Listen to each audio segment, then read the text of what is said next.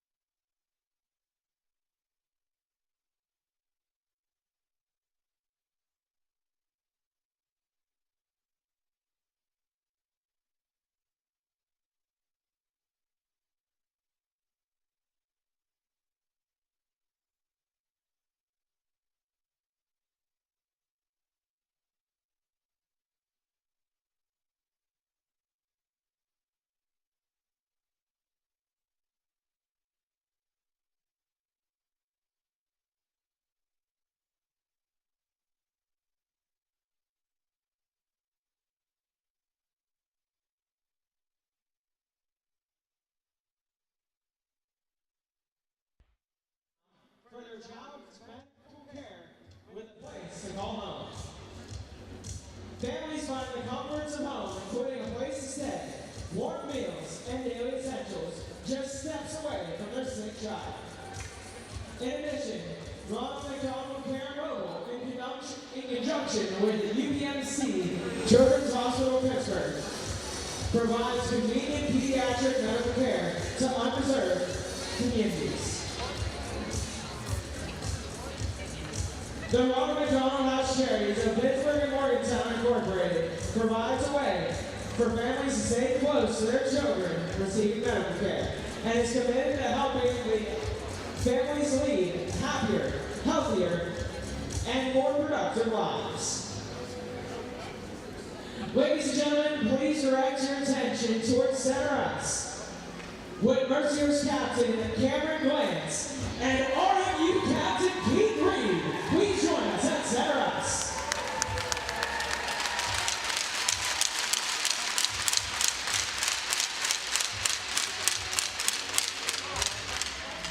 Tonight, we are honored to be joined by a number of distinguished guests. Prior to joining the Ronald McDonald House Charities in 2011, she served as a healthcare administrator at UPMC Children's Hospital, Pittsburgh. She is a graduate of University of Pittsburgh with a Master's in Public Health. Please welcome the CEO of Ronald McDonald House Charities of Pittsburgh and Morgantown, Eleanor Regal.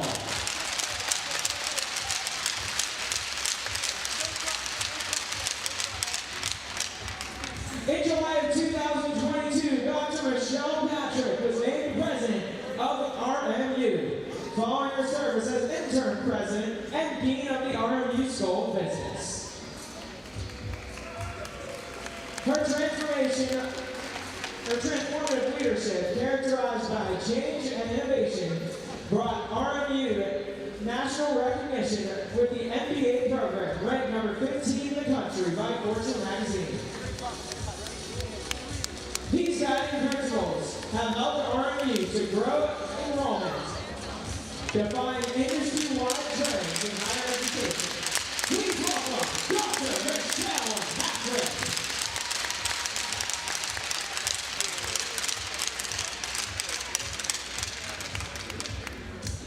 And now for some special guests from the Pittsburgh Penguins. Number 73, he's back, P.O. Joseph. Number 10, Drew O'Connor.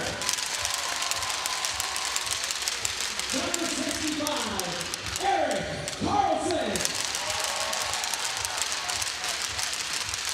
And then the two assistant captains that have been here for 19 years and won 3 Stanley Cups. Number 58, Chris Letang.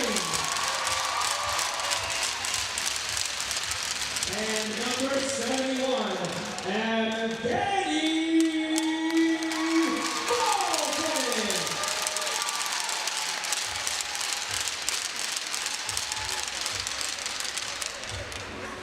We would like to give thanks to all of you that have made this event possible, all of our volunteers, and even all of our fans. This would not be possible without you.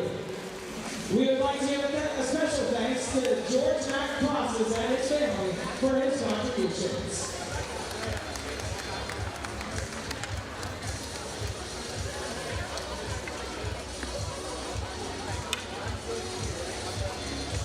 All right, everyone, you can look right here in 3, 2. While photos are being taken, this is a reminder that all proceeds tonight will go directly to the Ronald McDonald House Charity of Pittsburgh and Morgantown. This is your last chance to buy meet and greet tickets for you and 3 friends to meet and take pictures with the Penguins players in the ACHA Club during the first period.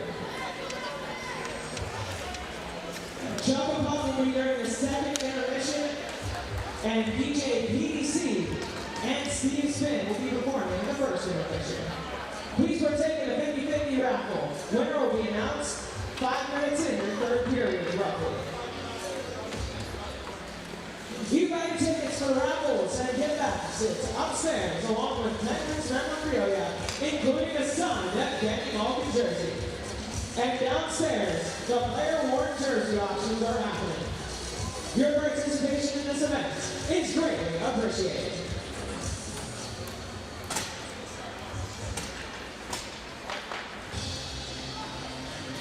And now, tonight's starting lineups. First for Mercyhurst. In goal, number 27, Connor Bridges. On defense, number 11, Cameron Glantz. On defense, number 21, John Hanlon. At left wing, number 13, Carson Bowser. At right wing, number 22, William Neal. And at center, number 26, Hayden Cox. The Lakers are coached by Tom McKinn, assistant coaches Robert Chetland and Colin Dodge.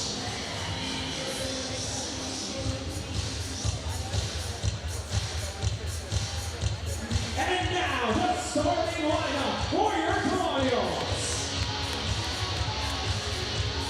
In goal, number 31, Reno Patrick.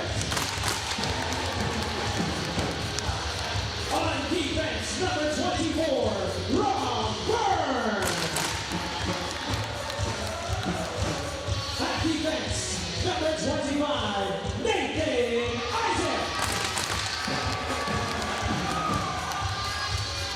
At left wing, your captain, number 8, Pete Reed. At right wing, number 14, Corbin Ragno. And at center, number 17, Tyler Draper.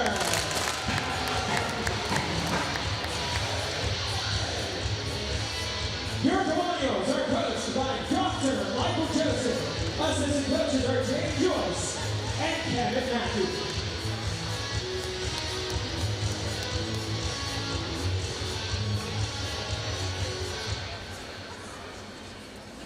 At this time, we ask that you please rise as you're able. Remove your hats and helmets and direct your attention to the flags beside the scoreboard and above the main entrance. From the Pittsburgh Penguins, please welcome Mr. Jeff Jefferson for the singing of our national anthem.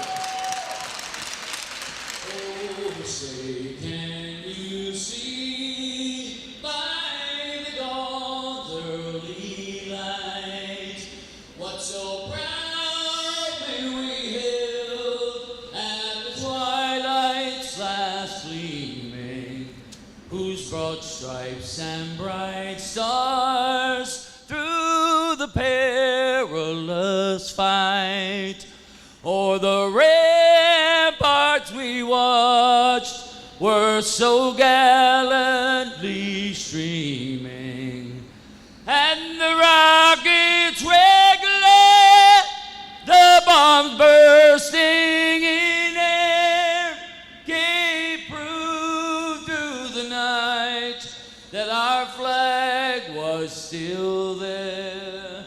Oh, say does that star-spangled banner yet wave o'er the land of the free and the home of the brave?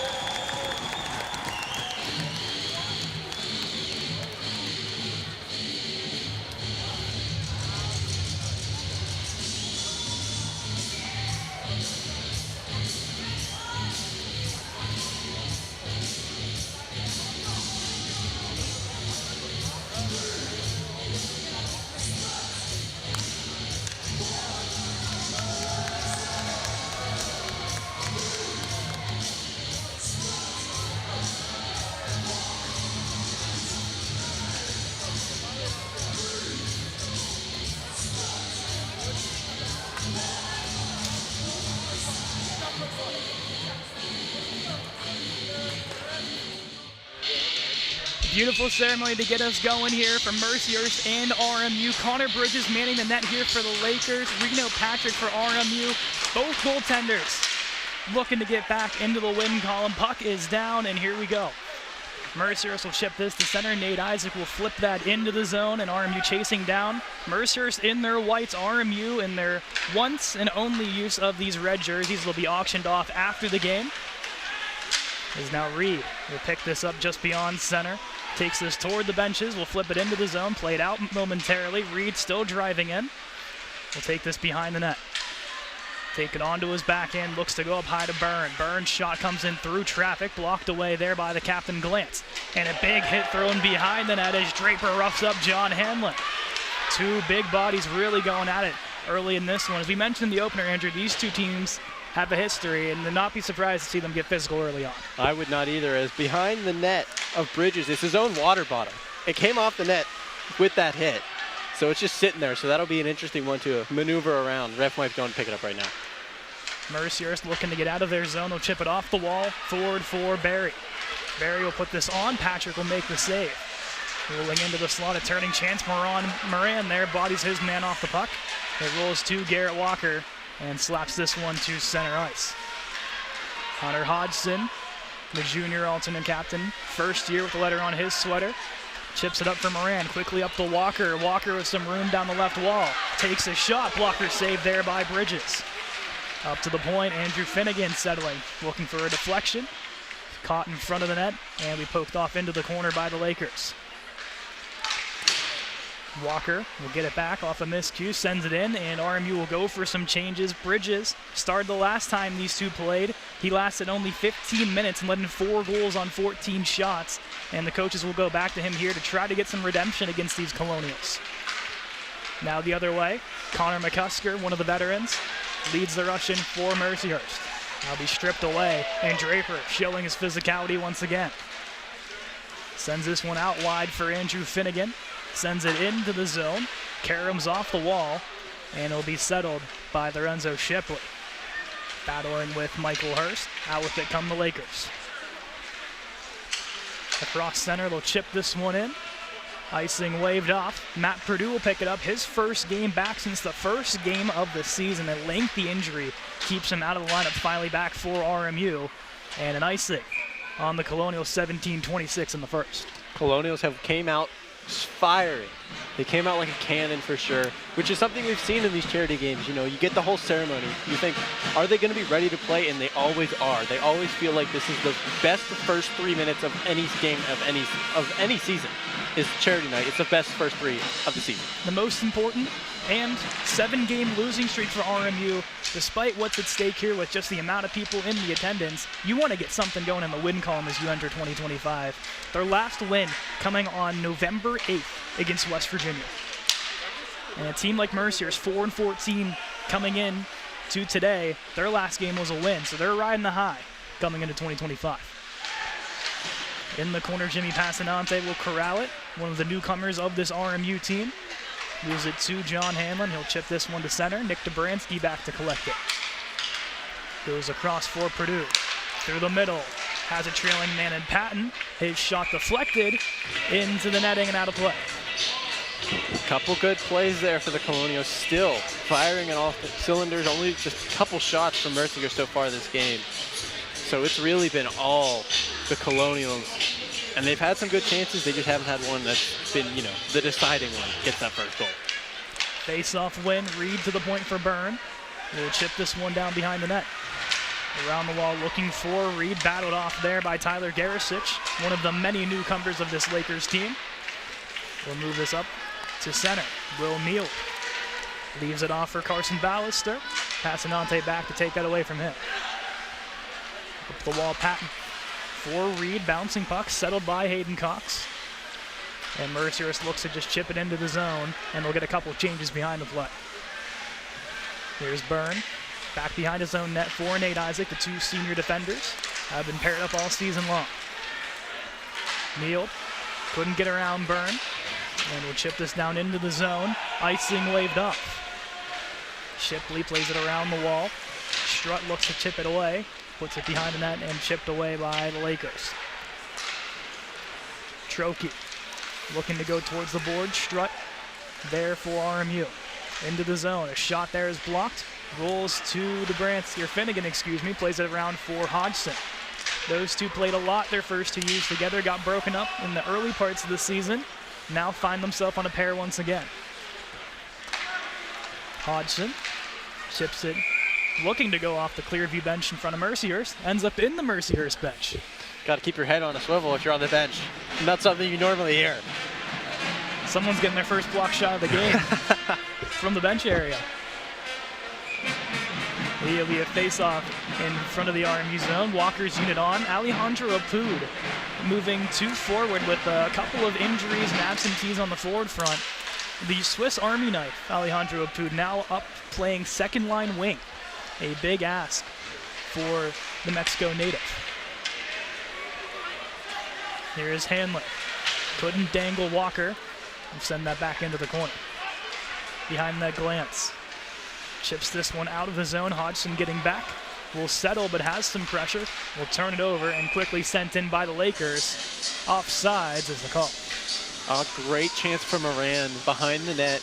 Left behind by Bridges. Moran could have picked it up and went for a wraparound something. Misses the puck entirely. And Mercyhurst able to get to the puck first. So, unfortunate.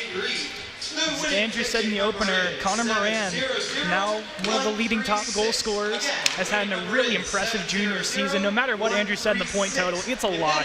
He's had a really good year, and a really good second half is what they need for number 18. A foot race. Draper gets dragged down to the ice by Eberhardt. Looks to clear. Finnegan keeps it alive. His shot comes on. That is blocked away. Rolls to Ragno. Sharp angle attempt. And a save by Bridges. Net off its moorings. The whistle of the day. Another great chance for the Colonials. I feel like I'm going to say that a lot because they are on fire, and Mercyhurst has to find something if they want to weather the storm.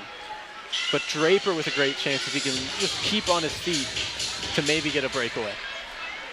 This is a unit that they need a lot of scoring from, with some absentees, like we said, in the lineup. A lot of veterans who've been here before. As Draper getting into it with Ty. Hurst will come to his aid, and it's boiling over early on between the Lakers and Colonials.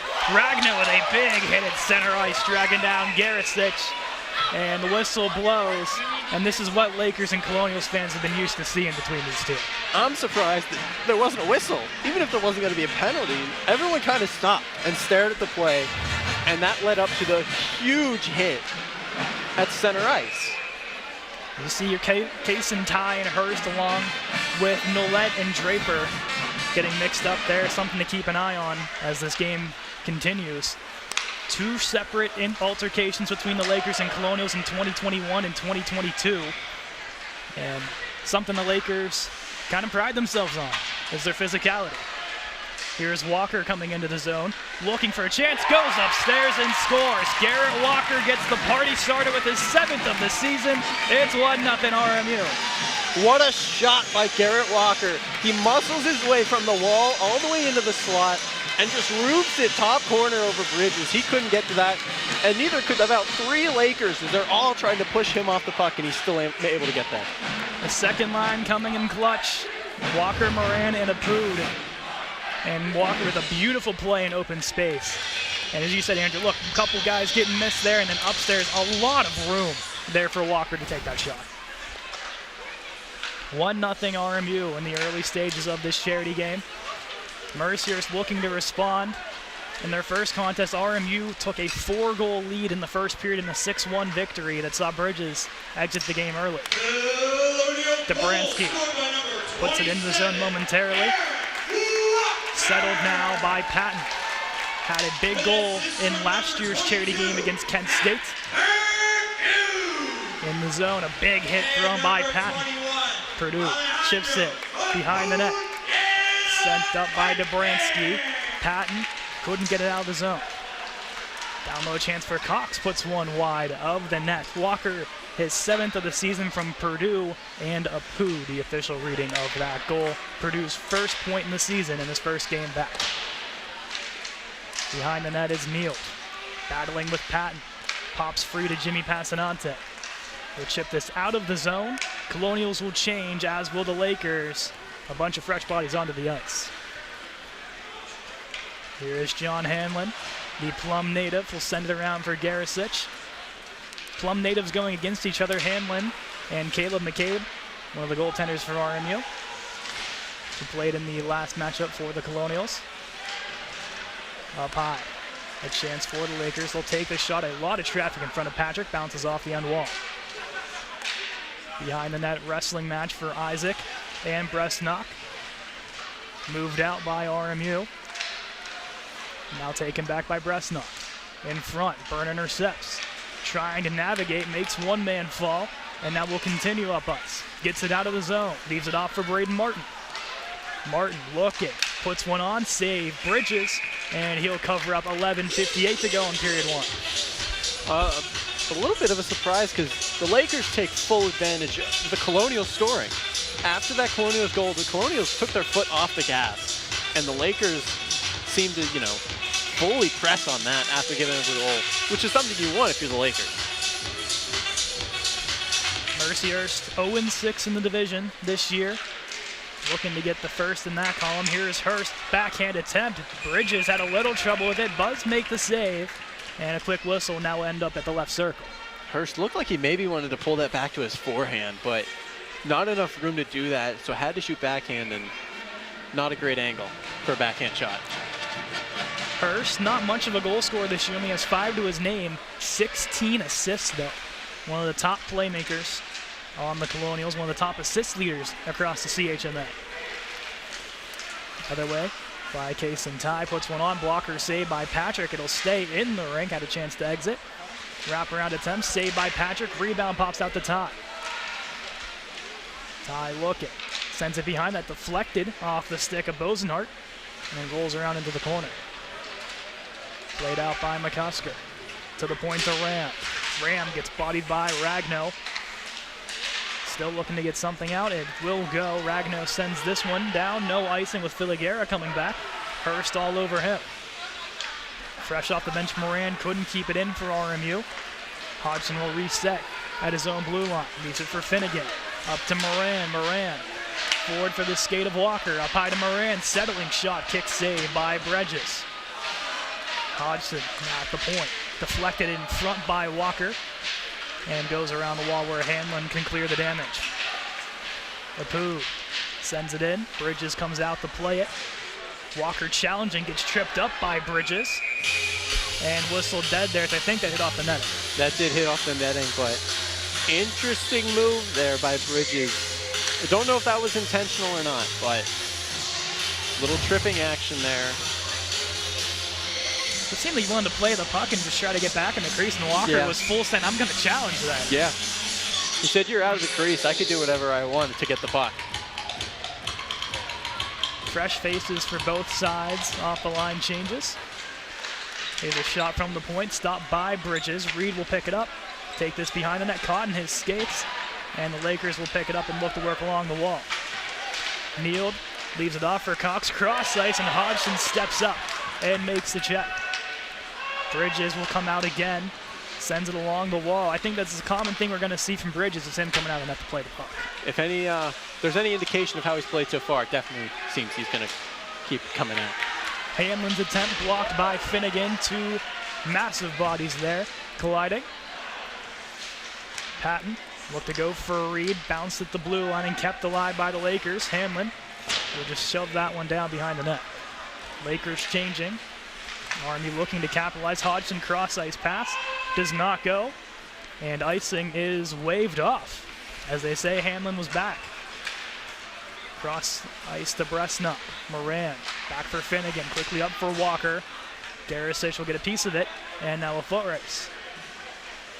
Garicic leaves it behind the net. Around for Eberhardt. Garicic once more, riding the wall. Gets it out of the zone. Dobransky quickly plays it in. A shot on net. And Bridges makes the stick save. Purdue. Up for Apood. Bouncing puck. Apood keeps it alive. Apood goes across. Looking for a stick in front. None there.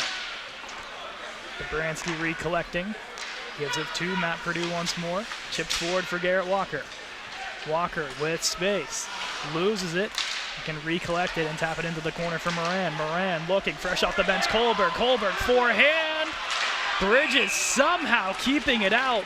Kohlberg with a lot of daylight, but Bridges sprawling makes a remarkable save for Mercyhurst to keep this a one-score game. An incredible save indeed. I mean, I thought Kohlberg had him completely fooled, but somehow Bridges, I don't know if he got the foot or stick across, but what a save on an incredible one-on-one. Bridges keeping his team alive in the early stages of this one. Kohlberg looking for redemption, goes to the point. A shot from Dobransky through traffic. Strutt gets a body in front. Saved by Bridges, and they'll do it again. Seems like something we're going to see a lot is the Colonials getting it back to the point and just firing it. Not for a goal, for a tip. Because a lot of the shots that have made it to the goalie clean from the point have just gone straight into him. So it's like they're obviously looking for tips. As net comes off with some action between Martin and Shipley. They'll put the net back to its moorings. Things are not feeling great between these two teams. They feel like bitter rivals, just like they were all those years ago, 2 years ago. 2 straight charity games with some goalie fights and some memorable moments that circulate across the hockey world. Ragnow with the hit. Draper takes his man to the wall, and now here come the Lakers up ice. Chipped up by Kason Ty. Icing called. Lakers unhappy as Dobransky and Bosenhart were neck and neck for that puck. I'd have to agree with Mercyhurst on that one. He had the inside lane. He pushed him out. He was going to be a full stride or two ahead of him. That's a difficult call for Mercyhurst. Definitely will be. I thought maybe they'd talk about it and take it to center, but they'll stick to their decision, and it'll be an offensive zone draw for RMU. Top unit back out, Draper, Hurst, and Ragnow. Clean win, Ragnow looks for Hurst off the give, and now taken the other way by Mercyhurst.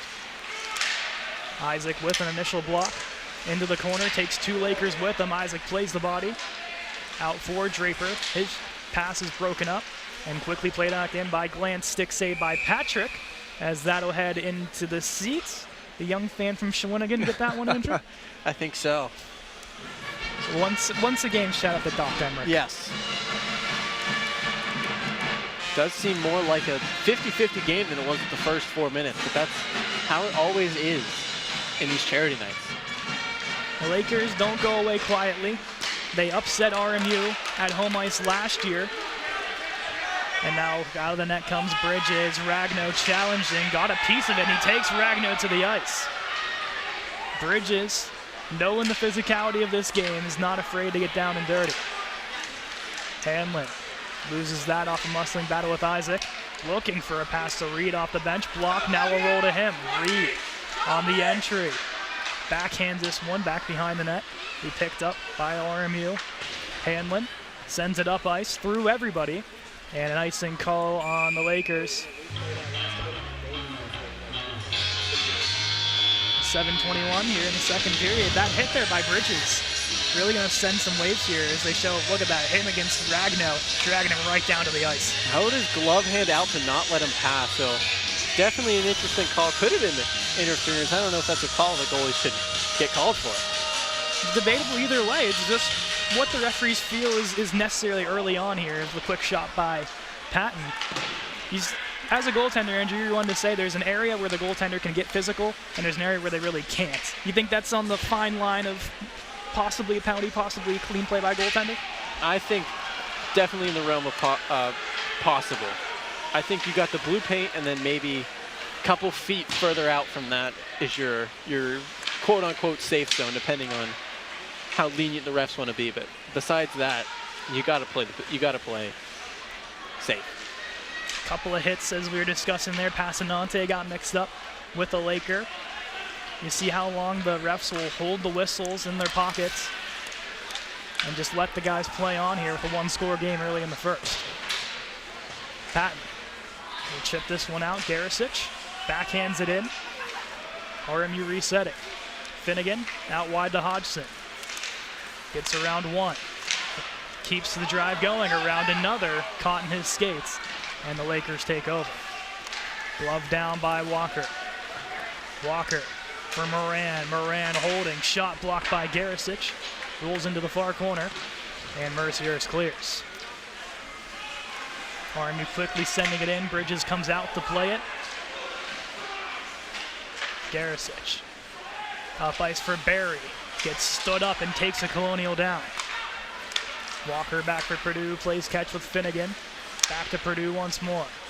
Purdue looking to go across. Hits a stick. Picks up his own rebound. And chips it into the zone. Bridges gloves it down and gets the cover. 5:38. A little bit of another momentum swing. This one coming in favor of the Colonials. As we look at that, we look at back at the chip, the hits that everyone's throwing. I mean, eventually something's going to be called, and I feel like neither team are going to like it. It'll be one of those scenarios like the past two meetings on Charity Night where it gets just a little far above and beyond. And that'll be the straw that breaks the camel's back, and it'll be in one of the first calls of the game. Hopefully it doesn't get to that point. Just some clean physical hockey is what we want. On the other way, Purdue knocks that away, battling with Barry. He'll pin it along the wall, looking for some reinforcements, are both teams. It'll come out to Draper as he gets dragged down behind the net. Caught underneath them as they'll continue to dig. Dobransky in there for RMU fighting. Caught along the corner now in the skates of a Laker. Down the ice goes Trokey, and it finally pops free. Up to the stick of Hurst. Hurst down the left wall, looking for someone to go with. Will hold up at the top of the circle, sends it out wide, wanted Ragno, and Trokey clears. Martin, fresh off the bench, will send this one in. RMU completing their line change. Quickly up ice, Kohlberg intercepts it, leaves it for Travis Strutt. He'll chip it in. Colonials will now get on the chase. Ram plays it around the wall. Kohlberg waiting, sends it down low, looking for a stick. And the Lakers now trying to drive up ice. Quickly taken away by Kohlberg again. Through everybody on the clear. Icing Mercyhurst. 4:08 here to go in the first period.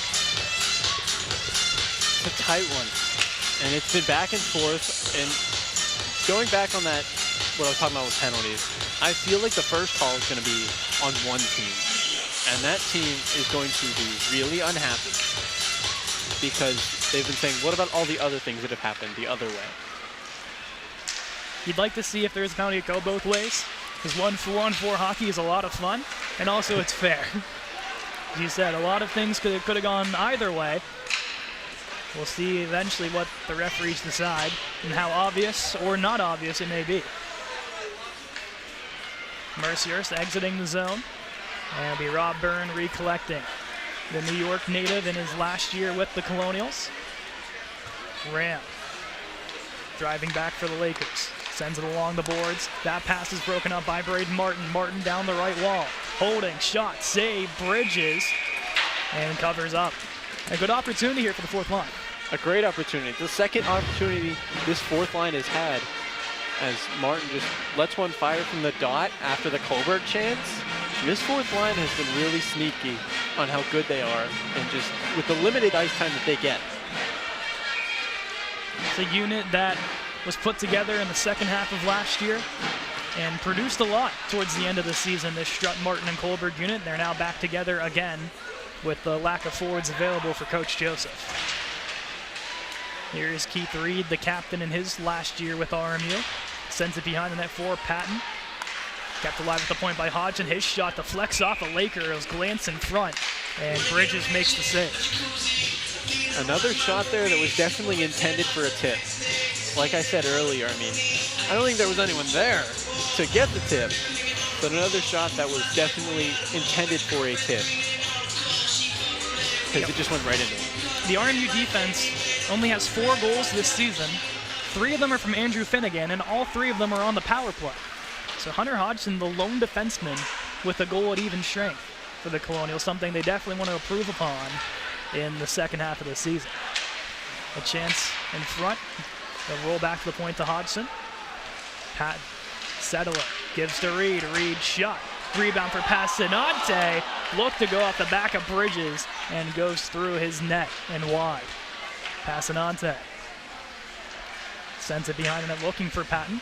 It pops free along the wall. Finnegan will have to backpedal at center.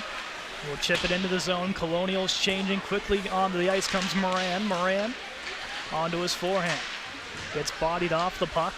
Now we'll get it back, battling with two Lakers. Pops free for Apud. Apud's shot is blocked away, and the Lakers can clear. Now a chance. Hodgson foot race with Bresnock as they'll tie it up. Apud's there to pick it up for RMU.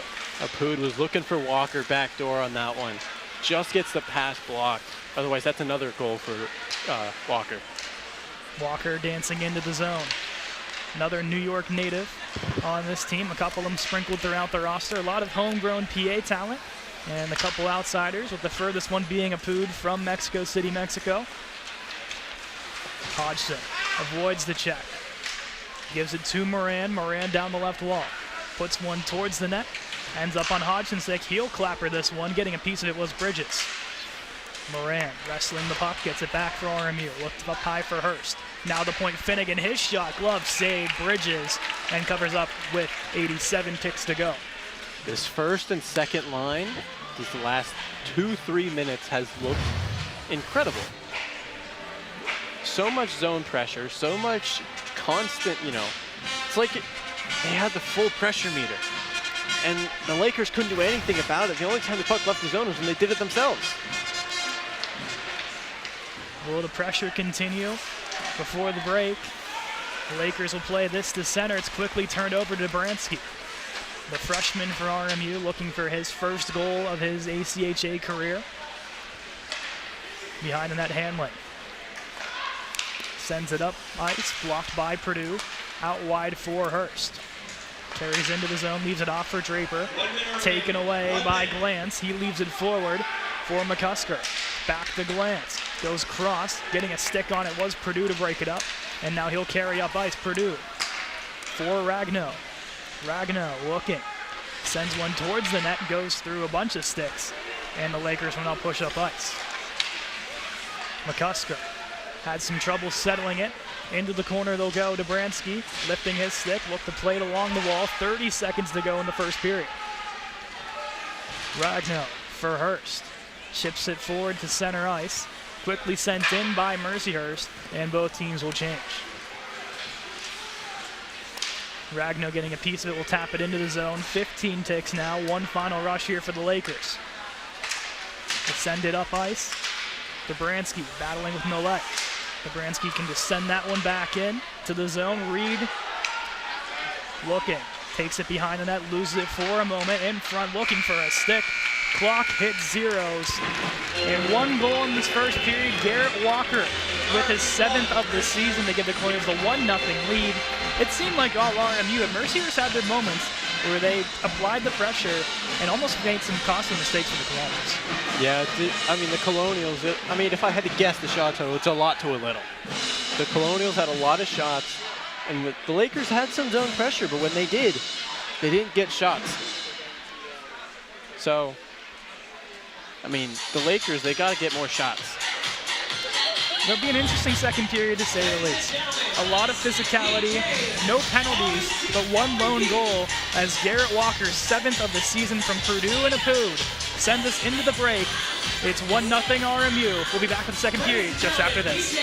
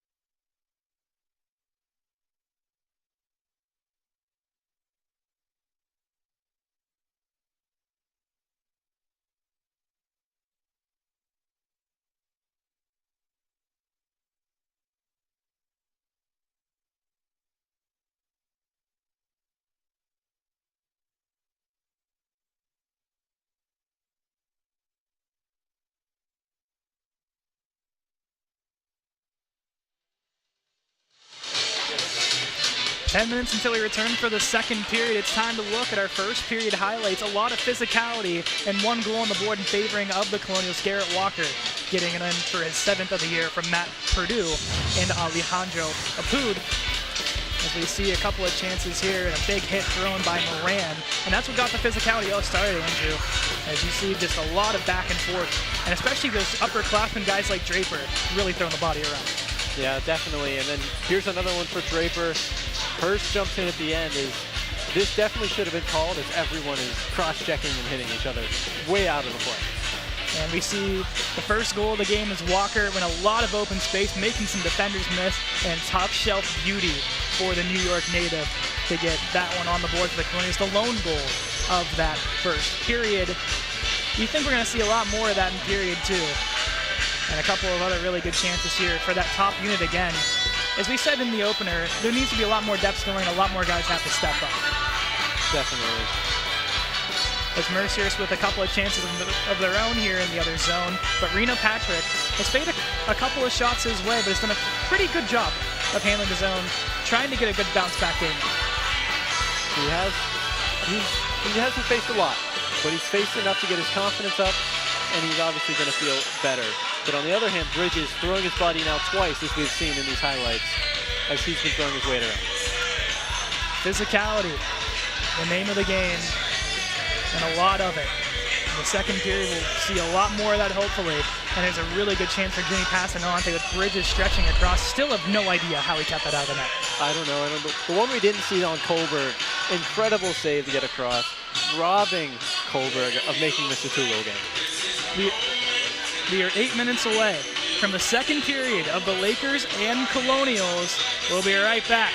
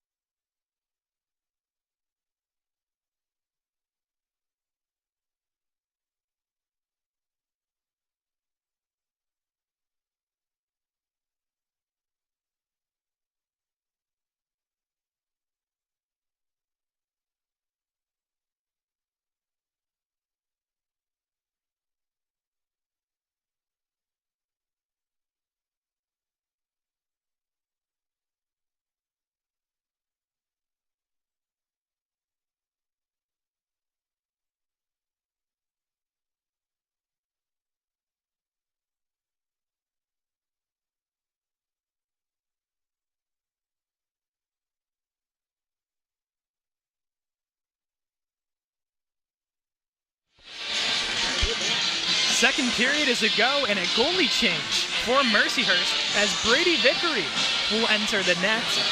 A little bit of a surprising move. Makes you wonder here, Andrew, if they're going to run 3 goaltenders tonight, 1 in each period. That would be an interesting strategy for sure. We'll go over Brady Vickery, 0-5 on the season, 5.04 goals against, .869 save percentage. So it's interesting if they're going to change things up every period. We'll see if we see Brady Grove for the third period. If I'm not mistaken, I believe Brady Grove was the goaltender that came in after Jack Lim 2 years ago after his altercation with RMU, and he had an early awakening with a couple of goals quickly on him. But different team, different players, and now a different goaltender for the Lakers. It's 1-0 RMU. Chances have gone in favor of the Colonials. Lakers, very physical team, are not going to shy away. Draper versus Cox. Puck is down, and here we go. One back to Nate Isaac. One to go up for Hurst. Glances there for the Lakers. A board battle, and it will cop out into the RMU zone. Byrne up for Isaac. Will lose it to Ballister. Has that stripped away from him, and now Ragno looks to spring free, and Hanlon takes him to the ice. The leading penalty minutes leader of the CHMA and the Lakers, of course, with 63 on the year. Turnover, Hurst for Ragno, dancing into the back end, has to take it behind, looks to wrap it around. Loose puck in front, and the Lakers can clear, trying to just get a little too pretty, but a good chance for the top unit. Grade A chance. A stretch pass down the ice has to be settled by the Colonials. Out comes Patrick to leave it off. And now Hurst up ice looking for the stick of Walker. Icing is called on the Colonials 55 seconds into the first. The fact that the Colonials did not even get a shot when Hurst picks it up in the slot, moves it down to Ragnar, who's below the circles, doesn't even get a shot off. Tries to go for the wraparound, then fakes, goes back, and just can't keep a handle on it. No shot, despite the great interception. A tough way to start in the second period if you're Brady Vickery, and that's what your defense does to leave you out for your first attempt of the period. Turnover here by Walker will be picked up. Sends this behind the net around the wall. Isaac wrestling away there with Eberhardt. Down to the ice goes Isaac on his knees, gets the pass off to Byrne. Small little plays that make everything go from the RMU defense. Up ice to Alejandro Apud. Apud puts one towards the net. That's high over the head of Vickery. Walker backhands it down behind the net as Moran will wrestle away with it. Everard can get the clear. Hodgson back for Finnegan. Back across to Hodgson and kicks it forward to Moran and sends it into the zone. Colonials will get a handful of changes. Apud looking in front from Moran. That pass is broken up. Kept alive in the zone off the fresh body of Sean Patton.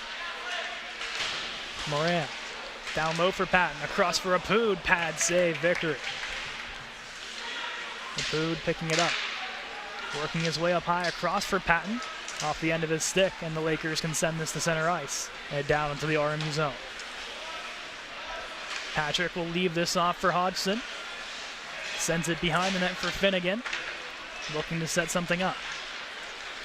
Finnegan skates his way across his own blue line. Now feeds Patton. Patton with a break. Backhands it wide of the net. Patton had a heroic goal last charity game against Kent State. Looking to do it again. Here's Ty. Drop pass. Flying body from the Colonials. Can push it to center ice. And now a foot race Passanante against Shipley. Shipley will leave it along the wall. Turned over. Passanante pushes his way into the corner for Patton. And we see a hand pass called. I thought we might have had our first penalty of the game, but just a simple hand pass to get the whistle. Passanante hit that one with his hand down. As we look at this chance from Patton again, just over the bar.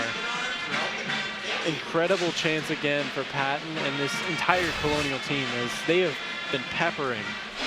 Maybe not with shots on goal, but shot attempts for sure have been skyrocketing for the Colonials. Off the draw, Passanante. Couldn't get it, and now Glantz springs free the other way. A possible 2-on-1 Glantz. Meets a diving body from Finnegan, and that shot will ricochet around the wall. Great play from a veteran defenseman to save his opportunity against his netminder. Caught in some skates, down to the ice, goes Nolet. Still digging to the point. Malloy's shot, and they'll score. Brendan Malloy on the shot, deflected in front by RJ Nolette. And Mercyhurst gets it back. We're all tied up at 1. I'm telling you right now, I could not see Reno Patrick. You know what that means? He could not see that shot at all. About 4 Colonial bodies in front of the net, and maybe 2 Lakers as well. So Reno Patrick could definitely not see this puck coming his way, especially on the tip. 4 Colonials parked in front, as well as 2 or 3 Lakers. There's just no way a goaltender can get through all that screen. There's no way. Just a little bit of puck luck. And RJ Nolette nets his first of the season, the first of his career. And a very important game for the Lakers. Trying to ride the high, they win the face-off. Look to go off the stick of Cox. Icing is waved off. Purdue skies it off the glass. Works his way to center ice. Glance holding at center. Send it into the zone, the captain of the Lakers. Strutt springs his way free. Out wide to Kohlberg. Kohlberg shot. Vickery makes the save. And we'll hold on. 16-12 to go. Another rush for this 4th line. The 3rd shift they've had, and every shift so far, at least that I've seen, has been a great shift for them. They've gotten shots on. They've won the shot battle. And let's see if they can maybe net one. A 1 draw. Solty stepping up. Can't keep it in, but will quickly play it into the zone. Out comes Vickery to leave it off for his defender. Kohlberg wrestling down low to the point of Solty. Trying to keep it in. Goes down low to Martin. In front and blocked away. A Solty shot looking for a deflection. It squeaks in. A deflection in front by Braden Martin. Gets through Vickery, and the Colonials get it right back. It's Martin's 3rd of the year, and the 4th line gets on the scoreboard in a big way. I called that one right then. I'm calling it right now. Offense is on face-off. I said they were going to get one, and they did. But that, after some horrible puck luck the Colonials' way on their goal, on the Lakers' goal, some incredible puck luck on that one, as Vickery thought he had it, and he puts it in his own net, basically, because that shot was not going in. It was a shot just by a Solty trying to just put something on net, and Martin getting a piece of it. And just a bad break for Vickery, who has seen a lot of chances already early in the 2nd period, and that one squeaking through. The Colonials regain the lead. It was just a momentarily tied game, and the Lakers looking to change that once again. Through Hanlon, Ragno on his horse. Will hold it for RMU. Ragno behind the net. Tries to go to Draper. Draper puts one on, save made. Another chance, goes back to Draper. Draper off the pad, gets his own rebound, takes it down low for Hurst. Hurst bodying with his man, to the point, Byrne. Byrne walking the line, puts it through. Couple deflections, ends up in the corner. Ragno, back for Byrne. Sends it down low to Ragno once more. Fans on the first pass, trying to dangle through a couple bodies, loses his stick, and the Lakers can clear. That hit off the RMU bench. It'll be whistled dead. 14:50 here in the 2nd period. Face off in front of the Colonials zone. We got a good chance there. Just going past the stick in front of Ragno. The Walker unit back onto the ice, responsible for the first goal of this game. On the dip in, Walker battling with his man. The Lakers will send it behind the net to the stick here, Vasily. Wanted to go to Shipley. They're waiting, or the Colonials. Apu back to the point to Byrne. Byrne will float one towards the net, behind that for Walker. Up high to Apu. Apu's shot rolls off the side of the net. Apu skating to it, gets to no man's land, trying to go back to one of his defenders. They didn't know which one, and let that exit the zone. Walker will tap it in. Mercyhurst clears. Moran will get back to it with one Laker chasing. Moran takes it behind his own net, leaves it for Isaac. Wants to go cross ice.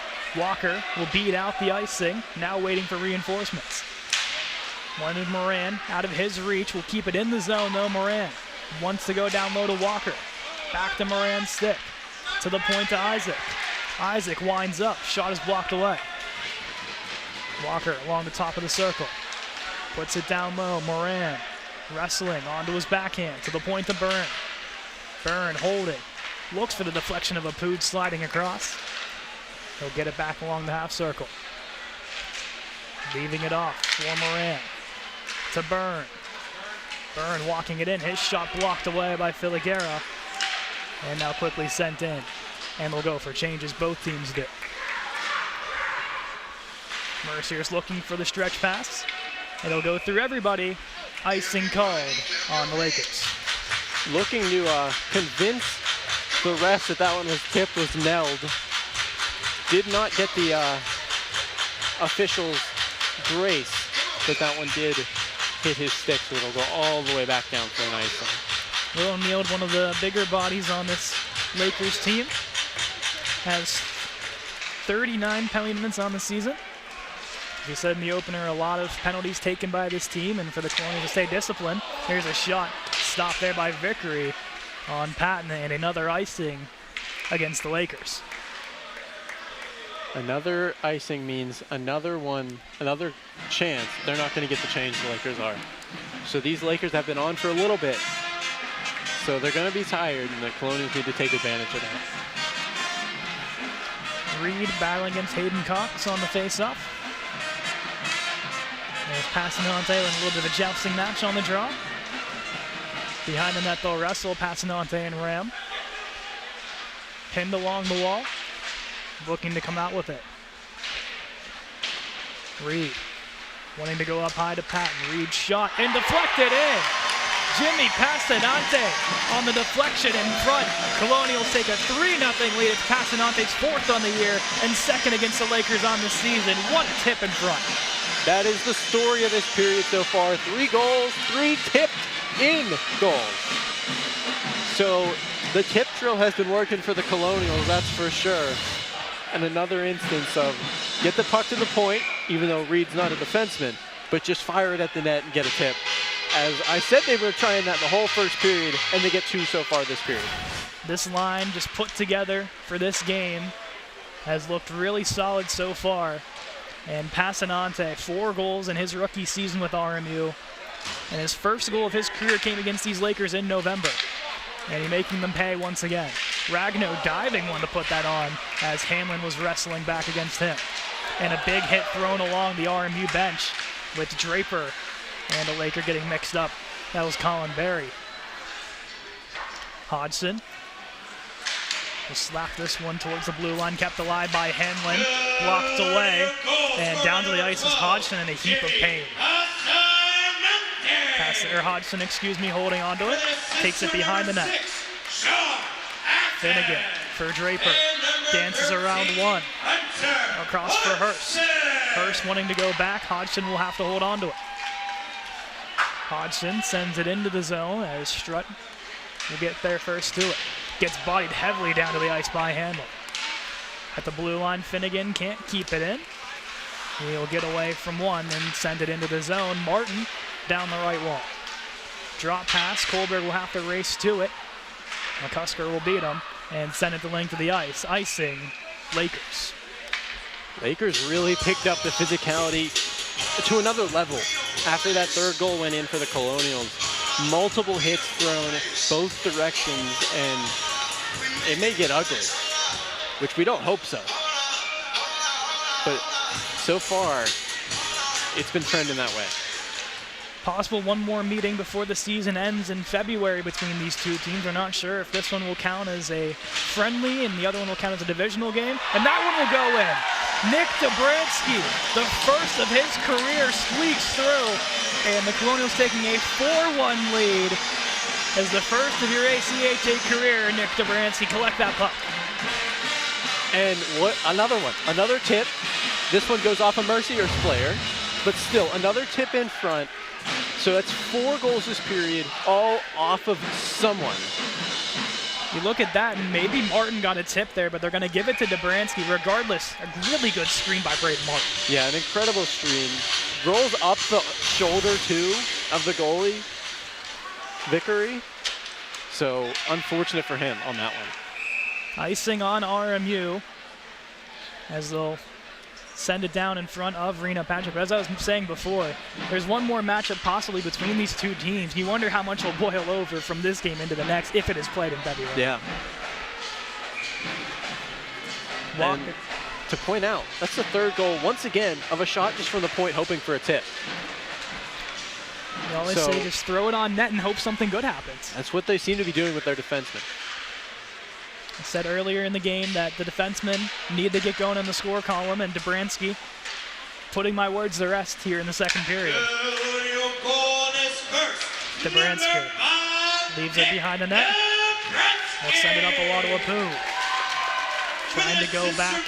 Chance here by Neal. Sends it into the netting and out of play. Number 22,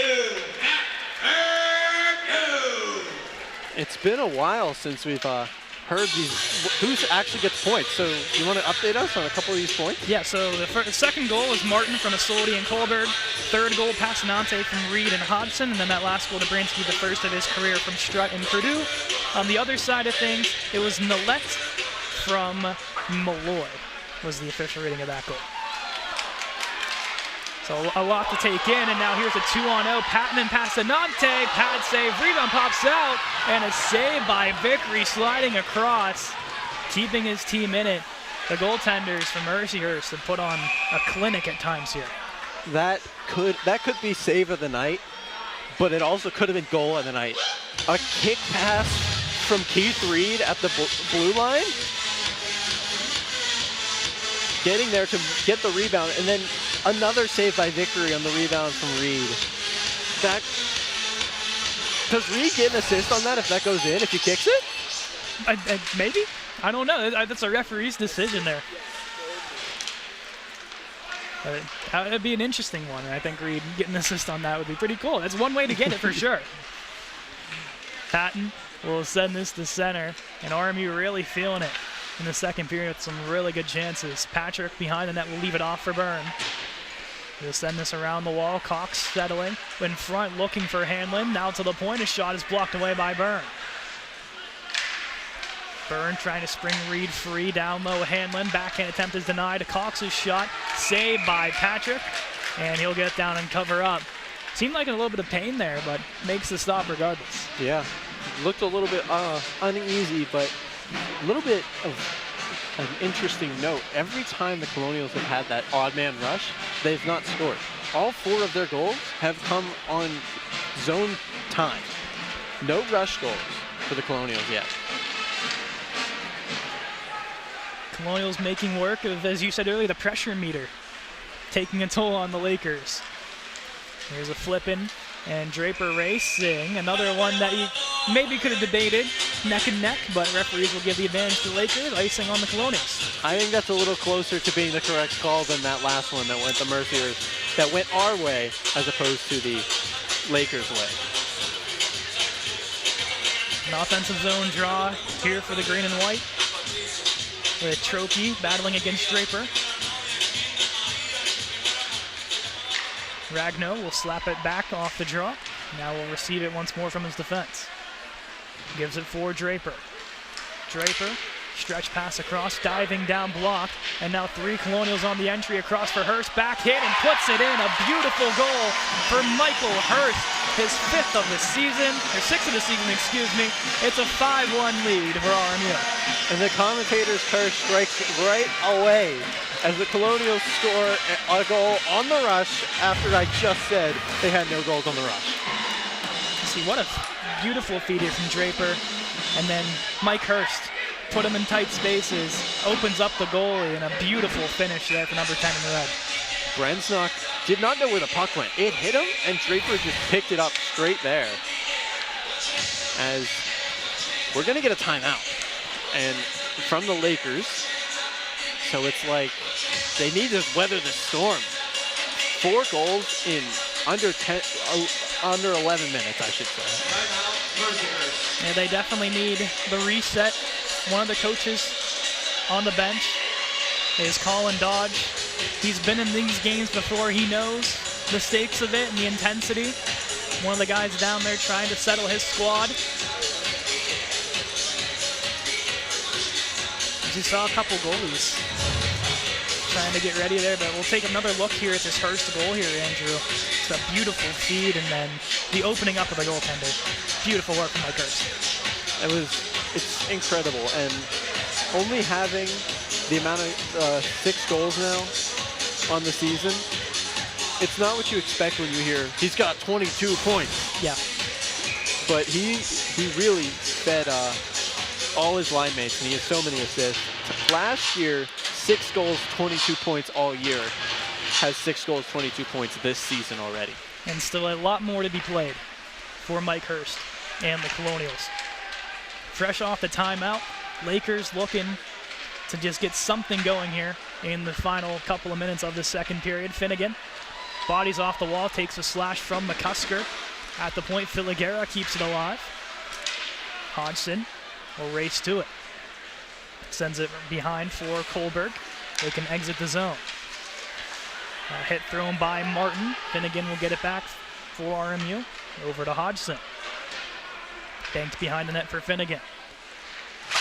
Looking to sky this one out. Ty will send it quickly back in. Hodgson. Stutter steps from Hanlon. Up for Kohlberg. Touches it forward for Martin. Across center and into the zone they come. Strutt takes it into the corner. Sends it behind the net. Lakers Corelli will send it quickly up to McCusker. Blocked down by Hodgson. Across once more to Finnegan. Finnegan springs Moran free. Moran breakaway. Save Vickery. And he'll collide with Glantz. And Glantz just making sure no more damage is done. A beautiful feed to find Moran that open fresh off the bench. The eyes of that pass. The puck had eyes. That one perfectly finding the stick, coming in on a breakaway. Just unable to find a hole and puts it right into Vickery. Hurst is 6th from Draper, the official reading on the goal. And there's a shot quickly off the draw. And a chance there for that second unit again of Walker, Moran, and Apu. Asoldi getting back, Ballister challenging. We'll leave it off for Purdue. Purdue will get away from one, now take it behind the net. And Colonials look to reset, 7:30 here to go in the second period. 5-1 Colonials with a 4-goal second period. 4 consecutive goals as well. With that goal from Hurst, every line for the Colonials has now scored 1 goal. That's what you talk about depth scoring, Andrew. That's all 4 lines rolling on a cylinder there. That's, I think all 3 keys at this point have been decently spot on. Yeah. And put you behind the bench there. Another assistant coach there for that Colonial squad there with James Joyce and Kevin Mackey. Puck finally comes out off the wall and will be sent out by Ballister, and Asoldi will have 3 to 5 business days to take this up ice. Both teams changing in Purdue, and Neeld will exchange some words and now make their way to their own benches. Glantz takes a man down to the wall. Passanante can't keep it in. Colonials have to touch up. Purdue will just send it in, and Colonials will now chase. Taking it back are the Lakers. A big hit thrown, and we will get our first penalty of the game, it seems, as I think they're taking Passanante. So the Lakers will get the first power play of the game. Passanante off for a cross check, as there are just a lot of bodies flying around, and Passanante just got a little too high on his guy there. Yeah, a little too high, and puck wasn't really there all that well. So, of course that one's going to be called. Unfortunate that after all the things that could have gone both ways, we get to our first penalty of the game, and it's against the Colonials. Yeah, Vaselli was in a little bit of pain skating his way to the bench, but seems to be okay. And a quick win off the face-off will be dumped down, and Patton will want to challenge Vickery. And out of the net, will push it off to the corner. Here's Hanlon. Takes it up ice. Works his way to the outside, and quickly sent out by the Colonials. 4 shorthanded goals on the season. Colonials really good at scoring shorthanded. Moran, one of their best ones, as well as Garrett Walker, Sean Patton, and Keith Reed, all having a single shorthanded goal this season. And some quick forwards that they can spring free on the extra man, but not in their favor. Here's Hanlon. Sends it around the wall for Glantz. On the other side, the Lakers have 4 power play goals. Technically 5, but 1 not in the lineup is graduated this winter. Yeah, congrats to Gino Aprissa, one of the couple seniors of the Lakers roster. He was a big part in a couple of big Lakers teams. Here's Vickery, plays it off the wall, a turnover, and Moran turning and shooting, puts it off the side of the net. A little too quick, but to his favor, that net was wide open. Oh, he's gonna be having nightmares of that opportunity for weeks as he gets it gifted on a platter and he sends it off the side of the net. As Moran looking for his 10th goal of this season. That would have been just an A-plus chance, but off the side of the net, just a little too quick on the turnaround. But one advantage off of that is Mercyhurst iced it. So now an offensive zone draw on the penalty kill. The shot from Patton is blocked away. It'll roll behind that to Garisic. Garisic will take it to his own blue line. We'll send it back, and a little miscommunication. Eberhardt will now get to it. Patton, the lone chaser for the Colonials. Eberhardt will retreat once more. 25 seconds to go on the Mercyhurst power play. Sent up to Ty. Ty retreating to his blue line. Looking for space, puts one towards the net. That will go off into the corner. Back to the point, Eberhardt. Across for Ty. Ty making his way down. That's blocked. Garisic for Eberhardt. A shot deflected. 3 seconds on the power play. Out comes Passanante. They look to spring him free, and they do. Passanante scores. Fresh out the box, second of the game, and Jimmy Passanante making him pay at 6-1 RMU. That might have been the loudest bar I've ever heard as that one goes bar in. An incredible shot, rips it off the bar. And Passanante out of the box on the board. What a goal. 5 goals this season for Jimmy Passanante. 3 of them have come against the Lakers. 2 of them have come tonight. An impactful new forward for Coach Joseph. And a beautiful shot, bar and in. 4 minutes to go here in the second period. Colonials 5 consecutive in the second period to give them the 6-1 lead. At one point it was 1-1 in the early stage of this second period. Hodgson at the blue line, holding off for Finnegan. Finnegan shot, stretching across his Vickery. That'll go around the horn and all the way down towards Reno Patrick. You gotta maybe take into account that Vickery's coming in cold. Yeah. They're switching goalies. They thought this would maybe be in their benefit, but that may be their downfall right now because Bridges was not playing bad in that first period. They pull him anyway. Put Vickery in, he's let 5 behind him. It was planned. You'd think maybe he was more prepared. But as you said, the no-game action, it's really hard for a goaltender to come in like that. Ragno with Draper, 2-on-1. Ragno holding across Draper and fans on it.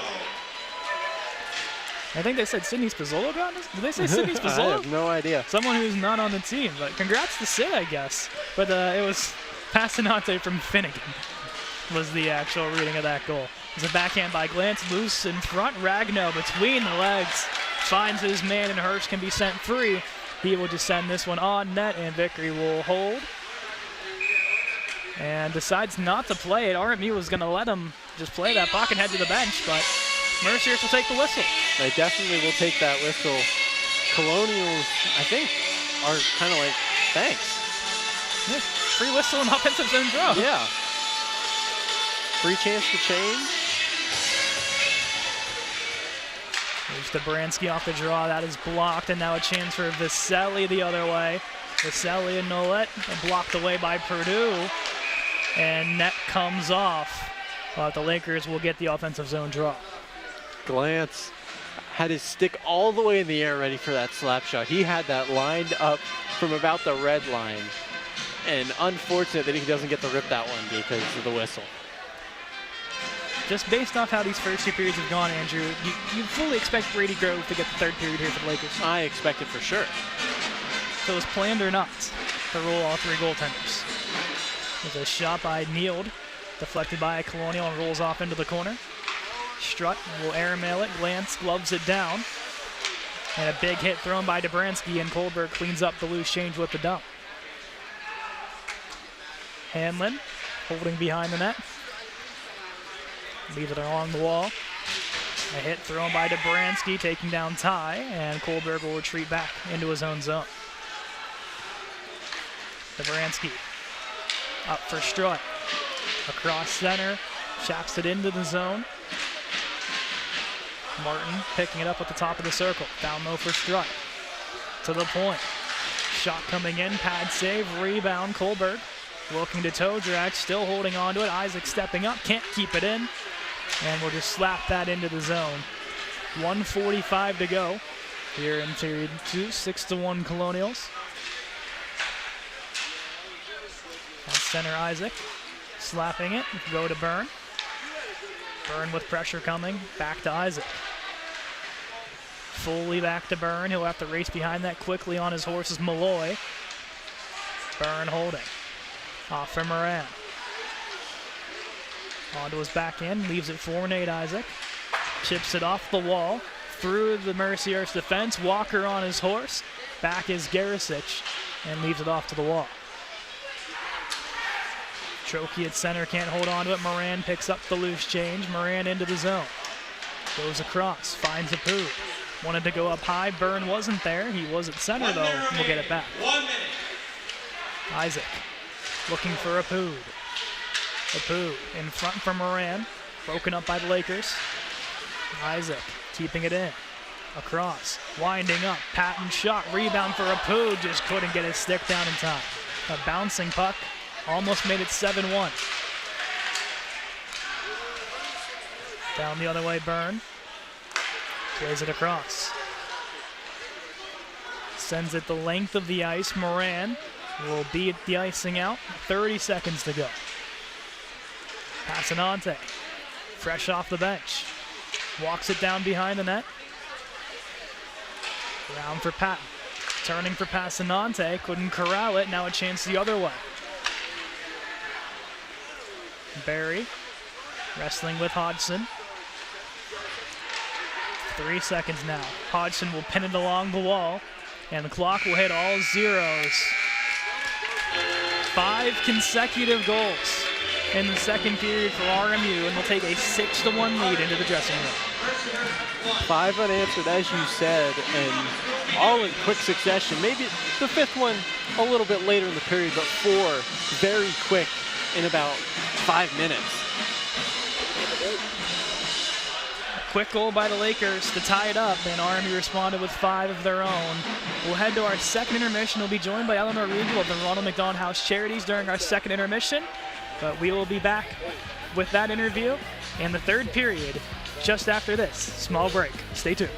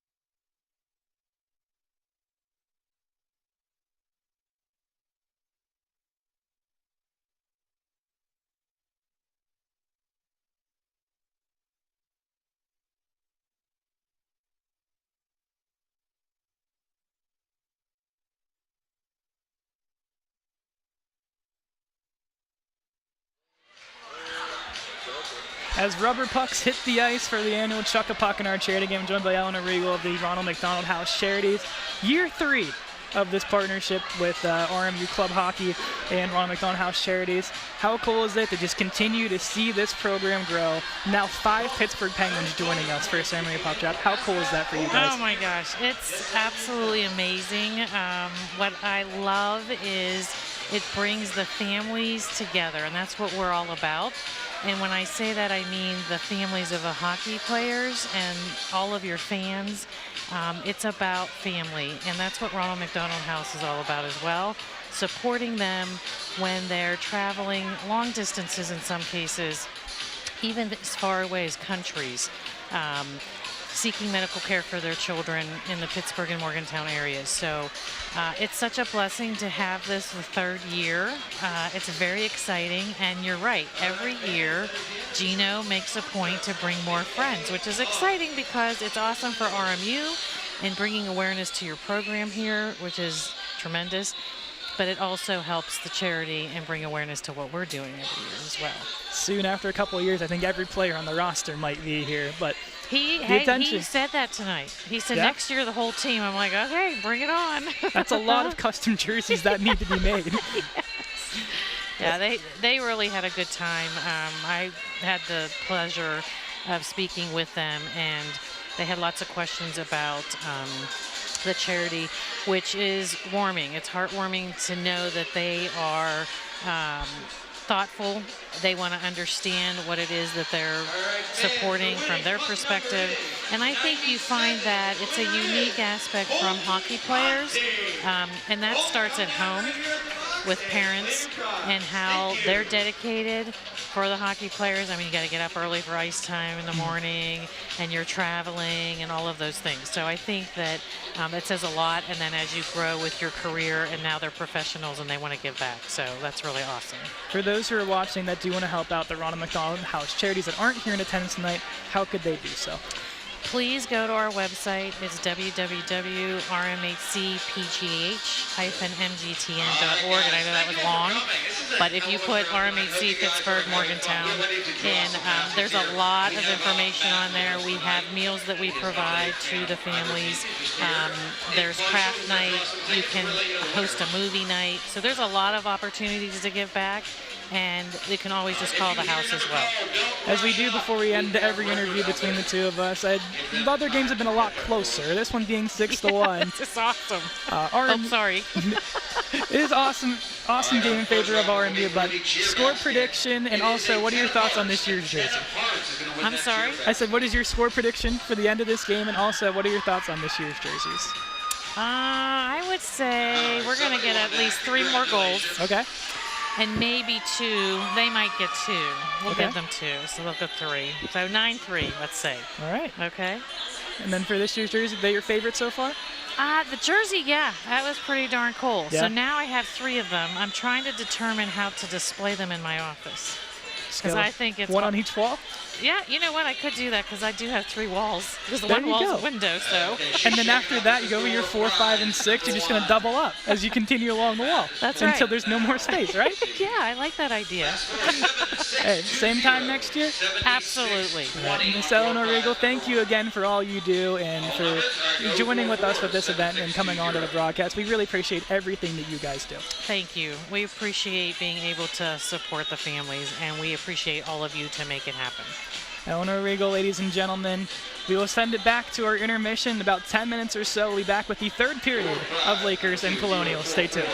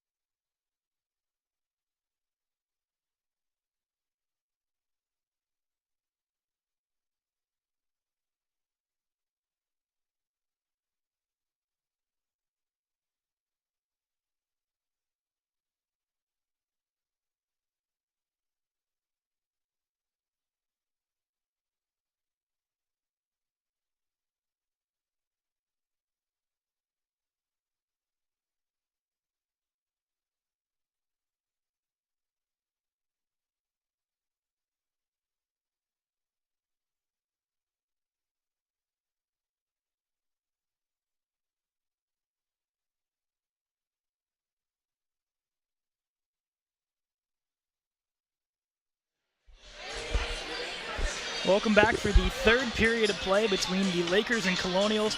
Colonials holding on to a 6-1 lead after a 5-goal second period. I'm Caden McCrory, alongside me Andrew Keel.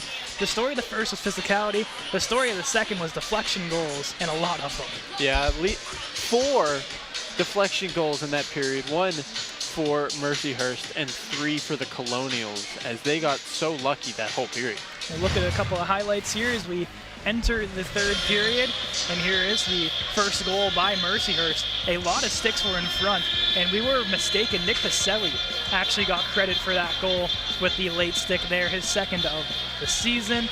And then RMU getting it right back with a shot from Romeo Isolde, finding the deflection in front of Braden Martin. And that puck just had some eyes and some sheer puck luck to give RMU the lead. Then, right after, the Colonials would score yet again. Reed takes it to the top, and it gets tipped in front by Passanante. He gets his first. Spoiler, there's another one coming from him. Passanante was on an absolute roll in this game, and then Nick Dobransky has a shot with some eyes to get the first of his career to expand RMU's lead to 4-1. And what a shot from the freshman to just find the back of the net. And his teammates jump for joy on that one. And after Andrew says that RMU is having some trouble on the rush, Mike Hurst makes him eat his words with a beautiful goal to make the goaltender come out and puts it in. And Passanante right out of the box finds the back of the net. And that's how we end period number 2 with a 6-1 lead in favor of the Colonials. All of my keys have hit so far. Yeah. We've seen some solid goaltending from Reno Patrick. We've seen RMU discipline except for one scenario, and then end up resulting in a Passanante goal. And then in the third period, of course, Dude, the TV Comcast is sick. and there's Grimace as well, and then the depth scoring as well, providing as every line has a goal to this point, as Andrew mentioned. Yeah, every line has scored for the Colonials, as well as the third pairing defenseman has scored. So real depth reaching in there. And Isolde almost with a goal as well. So you see more of the defense almost chip it in. But puck is down for the third period. You wonder how physical these two teams are going to get as this game goes on. So a 5-goal differential is a lot to come back from Mercyhurst. They're just looking for some sort of fight in the early parts of this period.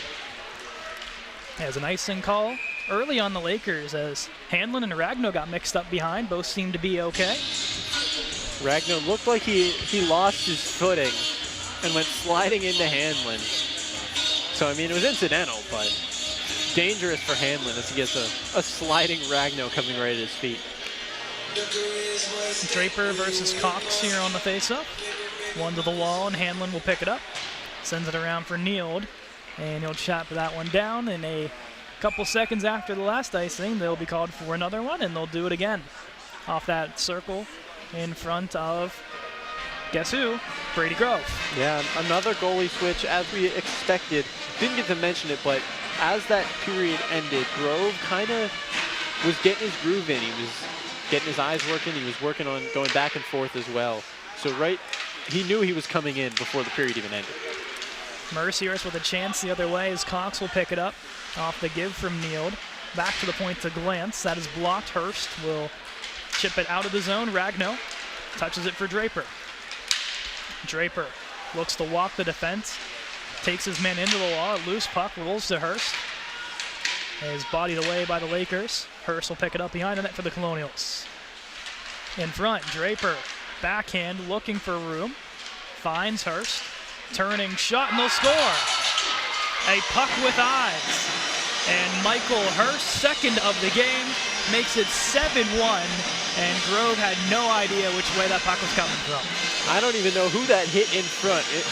Judging by the fact that Hurst was still celebrating, I don't think it was Draper standing in front. So it must have went off a Laker in front, and Grove had no idea. The puck, I don't even think he thought the shot was coming, let alone that it was going to go in the back of the net. Yeah, he was just standing there. And Hurst takes the shot and finds the back of the net. Is just a couple of bodies, no deflection really, and finds the 5-hole.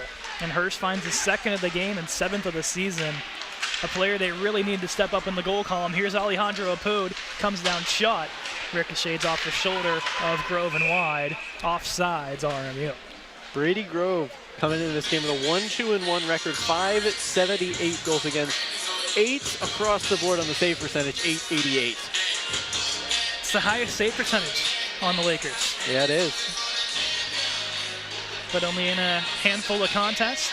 The other goalie, Nick Capozzi, is the one not dressed, the one that got the win against RMU last year and faced off against them in the playoffs, the 3 versus 6 matchup that went to overtime. Capozzi, a really solid goaltender for the Lakers. Here's Finnegan. Carries up ice, gives it to Apud. Apud coming down, puts a shot towards the net, and wow. Bouncing puck. Apud leaves it off for Walker. He'll tumble to his behind, and it'll be flipped out by the Lakers. McCusker gets around Finnegan, going on one against Hodgson's shot, and he ends up into the corner. Caught in the skates. Apud will leave it off for Walker.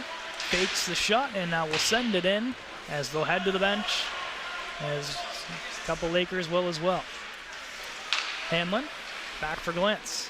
Sends it to no man's land, and Purdue will chase down to it.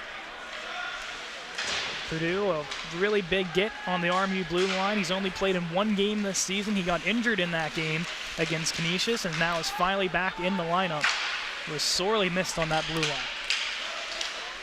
The turning shot by Reed ends up in the corner.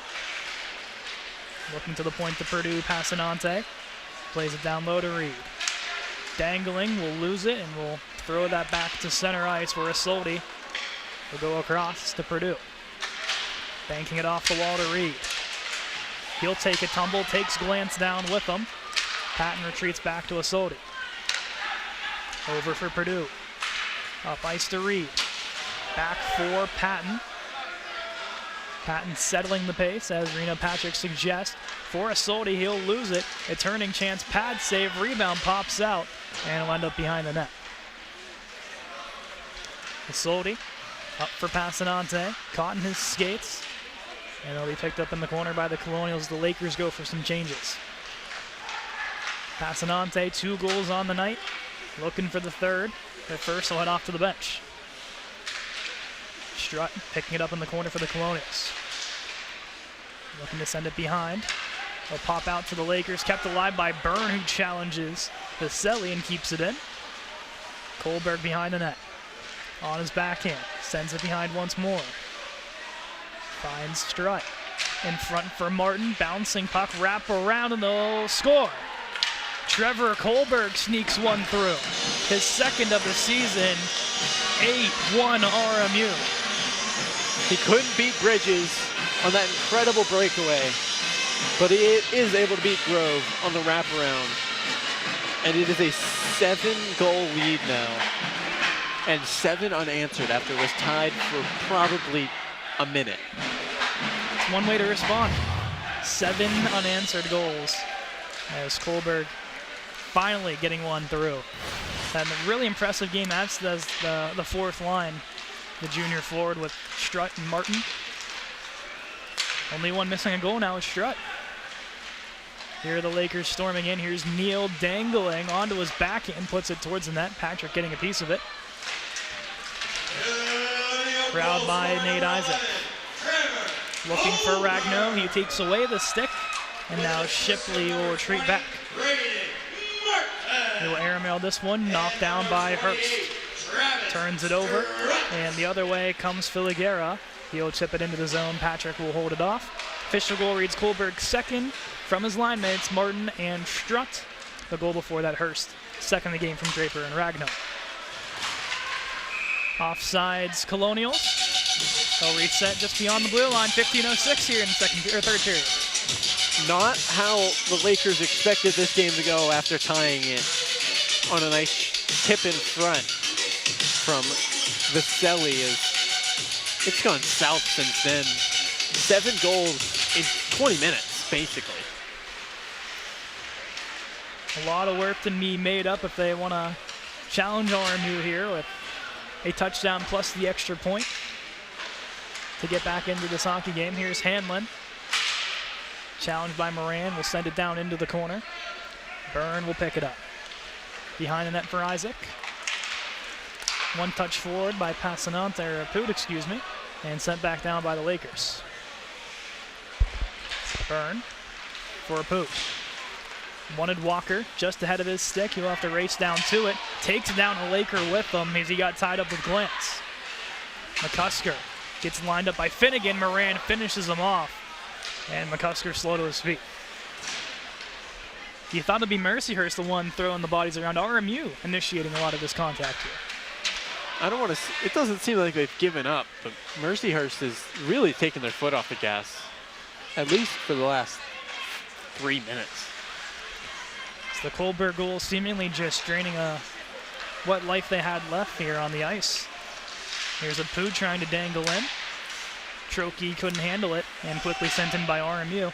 And all it takes is one goal to make yourself just feel a little bit better about the outcome of this game if you're a Mercyhurst. Or at least just a couple of good chances in front of Rena Patrick. Even in a loss, if you can get the last goal in the back of the net, you feel a little better about how the game went. Here's Patton learning to work his way in. Leaves it off for Reed. Will chip it down along the corner. He gets muscled off. And at center, Hunter Hodgson, the one to pick it up. Hodgson goes through the middle of the ice to Passanante. He'll tap that in. Out of the net comes Grove to leave it off for Shipley. Shipley's chance blocked by Patton. Up ice comes Trokey. Gets muscled off at his own blue line, and Finnegan will hold in his own zone. Over for Hodgson. Back for Finnegan. Takes it up across his own blue line. Will send it in. Out comes Grove. Icing is waved off. Around the wall, Reed stepping up. Lakers can clear this one to the Colonial zone. Finnegan there to retrieve. Hodgson for Passanante. For Martin, fresh off the bench, he'll complete the dump in, and Colonials will get a forward onto the ice. Malloy chips it off the wall. We'll look to drive it up ice now. Quickly up to Nolet. Nolet, one-on-one against Finnegan, loses it, and now Hodgson with a head of steam the other way. Gets bodied away by Glantz. Nolet to pick it up. Goes across. Finds Cox. Cox puts one behind the net. Nolet waiting. Finnegan will whack it away from him. There's Strutt now, dancing. Across his own blue line, gets it to center through Martin, and dumps it into the zone. They'll chase. Along the wall, the Lakers will put it back to center. Dobransky holding for the Colonials. Got his first career goal tonight off a point shot in the second period. There's a shot by Hanlon up high on Patrick. He'll hold, and now Hanlon and Draper will take Rena Patrick's net off, and the referees will break it up here at 11:38. A little bit of a surprise that Draper takes exception to Hanlon. I mean, it didn't seem like anything bad happened. Just seemed like Hanlon took the shot, tried to follow up for any rebound, and Draper did not like that. Hanlon, the player to watch from Mercyhurst, one of their leaders on the blue line. Also one of the most physical players across the entire ACHA. Purdue leaves it for Ragno. He'll sky this one. It'll bounce into the corner. Purdue takes his man into the wall. Lakers will dig it out, throw it to the blue line. Dobransky puts it on, save Grove. He'll dive down and will cover up. 11's across, or 1's across the board there. 11-11 to go here in the third period. If you're making a wish for the Colonials, just say you can hold this lead for another 11 minutes and 11 seconds. I mean, that's a perfect wish. And then to come out with no injuries. Yeah. A lot of bodies down for the Colonials as they enter tonight. So hopefully trying to get some guys healthy. As much of this season, they haven't had a healthy scratch, and that continues for tonight. With these are only the healthy bodies available to them. Back are the Lakers to corral. Ragno blocks it. Out comes Grove. A miscue. A pickup by Hurst. And he'll chip it down low. Grove maybe want to take that the length of the ice and try to get a shot on. Just fans on that one. I know how that feels, but in practice.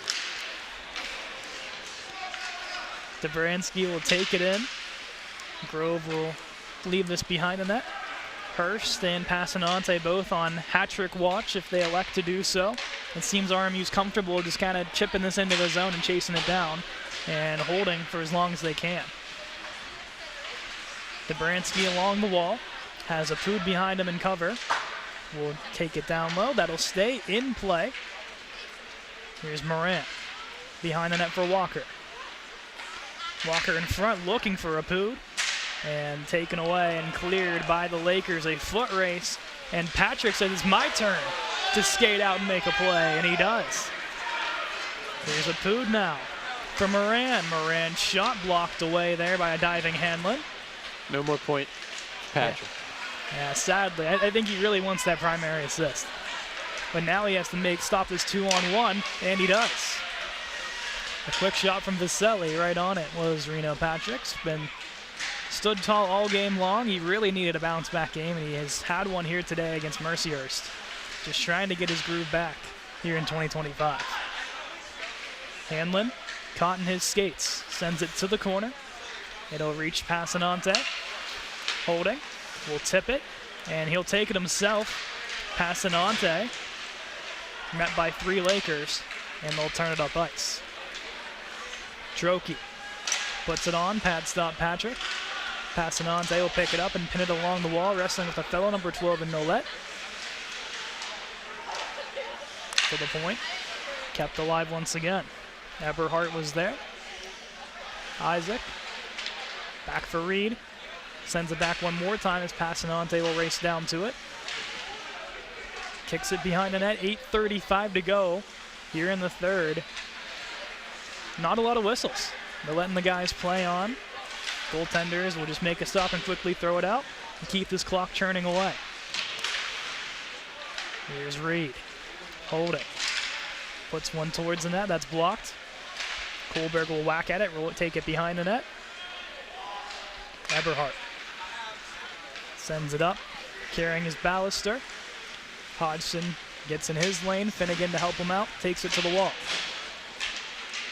Down goes Cox. Patton for Kohlberg. Kohlberg across center, flips it in. Grove calls for the fair catch and will hold on. 7:53 in the third period.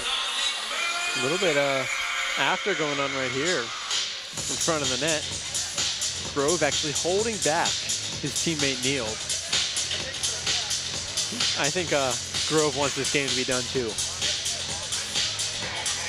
Goaltender just hope he can get in some action. He does here in a charity game.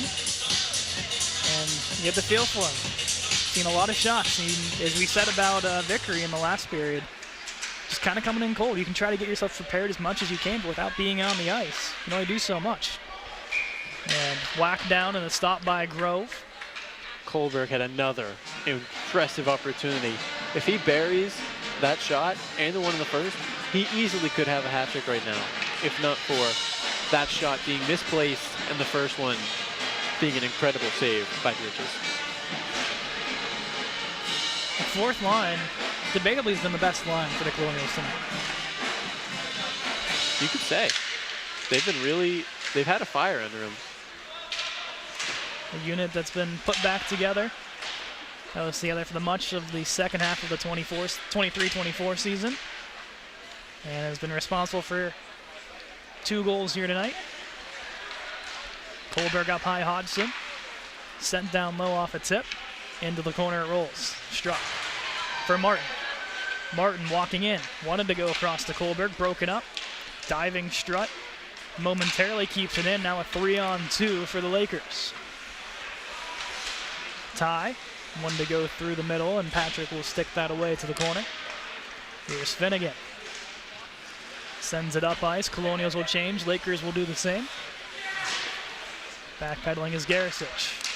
Through the middle, sent down by Bresnuk. No icing. And Hodgson will quickly play it up for Draper. Wants to go through the middle, muscles his man in front of the Colonial bench. As they'll joust a bit there. And Finnegan throws a massive hit into the corner. Caught underneath the Laker. Back to the point, Garisic. His shot rolls off the back wall. Lakers send this one down low. Draper to pick it up. Sends it behind one more time. Stick battle goes Mercyhurst's way. Barry's shot deflected. Patrick will come out, make the save, and cover up. 6:14 to go. Mercyhurst bench really screaming about that hit, saying it was from behind. I don't know. Yeah, it's got him in the back. Kind of leaned into it a little bit there. But at this point in the game, I'm not sure what is warranted really to be called. I don't know. I think that's up to choice here. That is. If you wanna call that or not. As the clock has taken a momentary rest, now they'll pick it up there. Couple of free play seconds there to use if you're the Lakers. Oh, now it's 60.4 seconds. Now 5:58. The clock is ready for this to be done too, I think, Andrew. I have to agree. Moran sends it in, and now behind him at the Lakers. Getting corralled by Apud. He'll take his man to the ice. He'll have to wait for his stick to be free, and now it is. Here's Moran for Apud. Shot, blocker, save by Grove. Apud looking for his first goal since September 29th, 2023. A big part of that is injuries as well as being moved back to defense.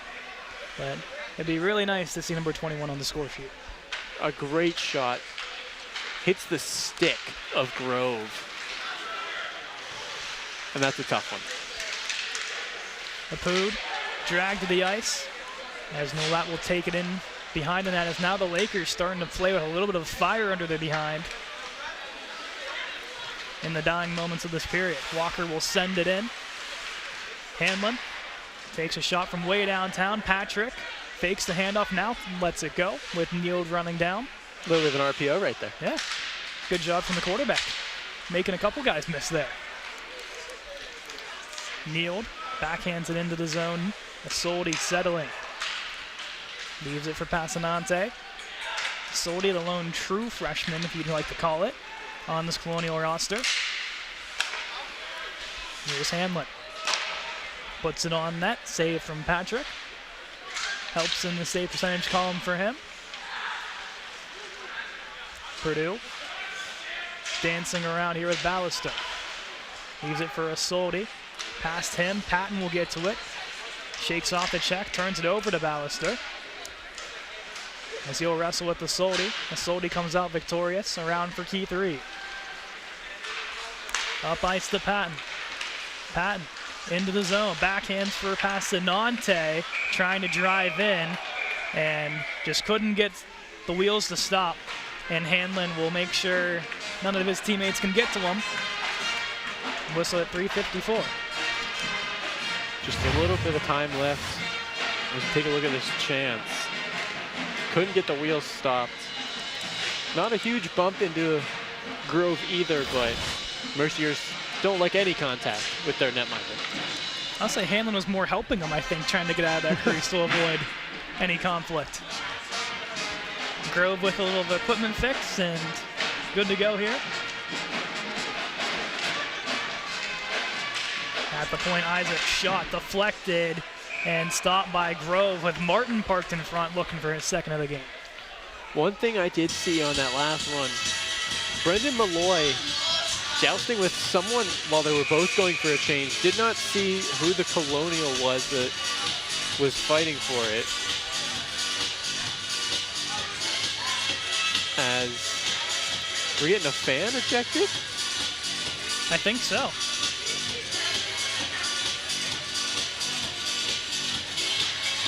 Obviously you can't hear it, the headset's on, but a fan has exited a little early. Here's Byrne. His shot is blocked away, bouncing puck. And he'll work to center ice. Nate Isaac will tap it forward for Colbert.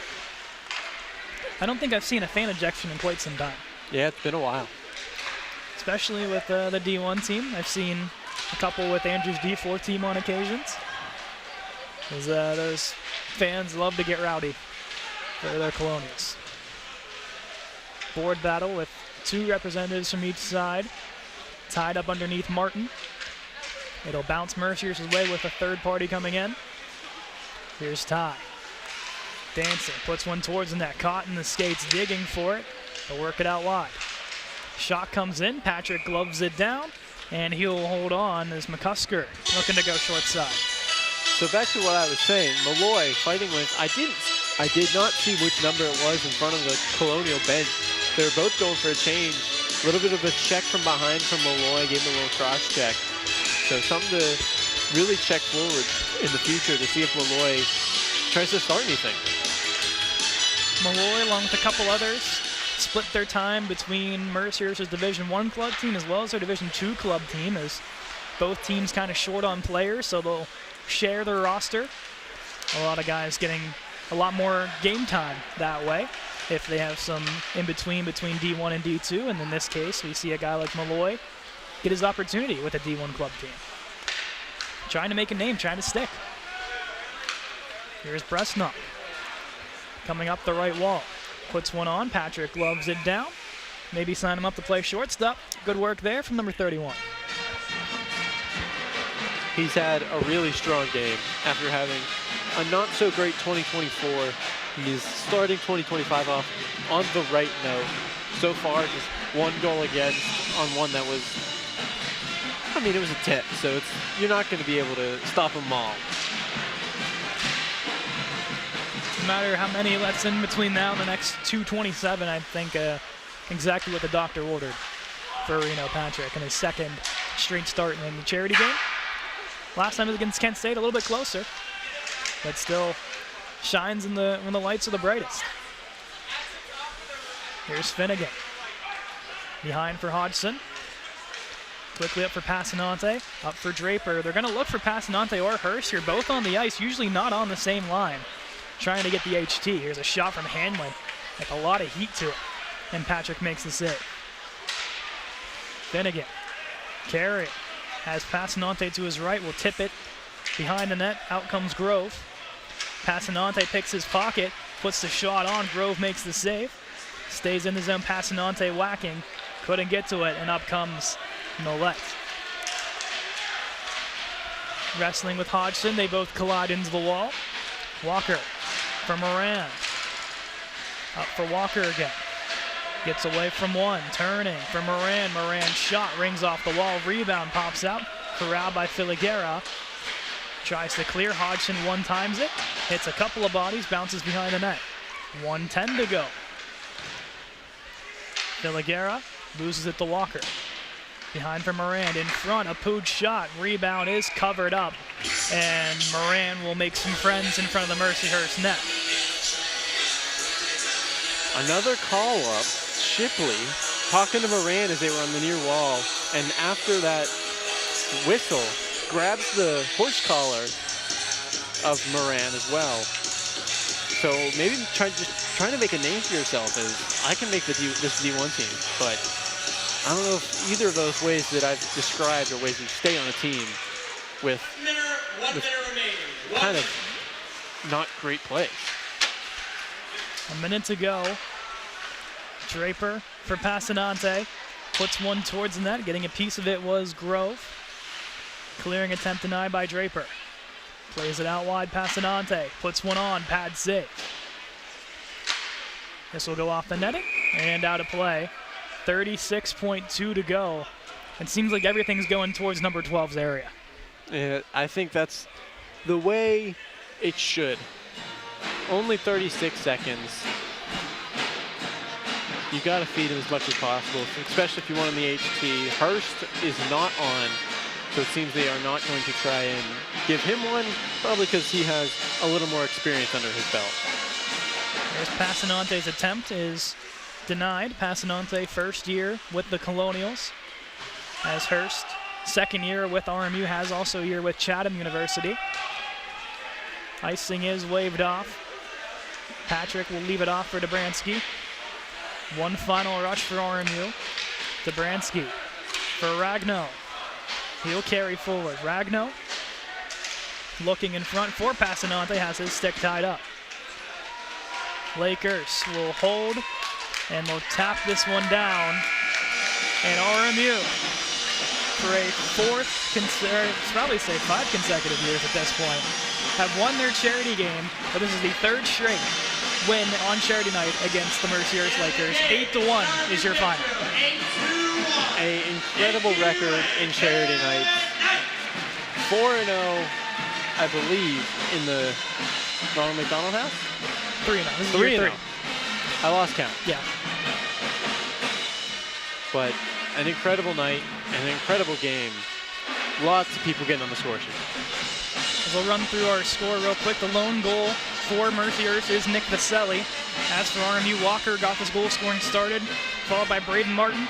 Passanante got his first, Dobransky the first of his career. Mike Hurst, Passanante for his second, and then Hurst with his second early in the third, and then Trevor Kohlberg with the last goal in that 3rd period. Reno Patrick gets the win to improve to 2-5 on the season, and he said time and time again how much he needs that. As we have our final bit of highlights ready for this 3rd period, as we will look through everything. Yeah, it's a fun game to recap on as the Colonials salute their crowd, and it all got started with this goal right here by Garrett Walker in the first, the lone goal of that 1st period. Mercier starts the 2nd, deflection in front off the shot from Malloy, and Vaselli finds the back net. Here's Romeo Isolde finding Braden Martin's stick to give RMU the lead, and they wouldn't look back from that moment. Keith Reed, the captain, puts it in front, and Passanante collects his first of the game, and then Nick Dobransky with a puck with eyes gets the first of his career. Mike Hurst opens up the goaltender, and a beautiful finish. Passanante straight out of the box, 2nd of the game. Here's Hurst, puts one on, and a beautiful shot. And finally, Kohlberg puts it in. Thank you all for joining us. RMU 8, Mercyhurst 1.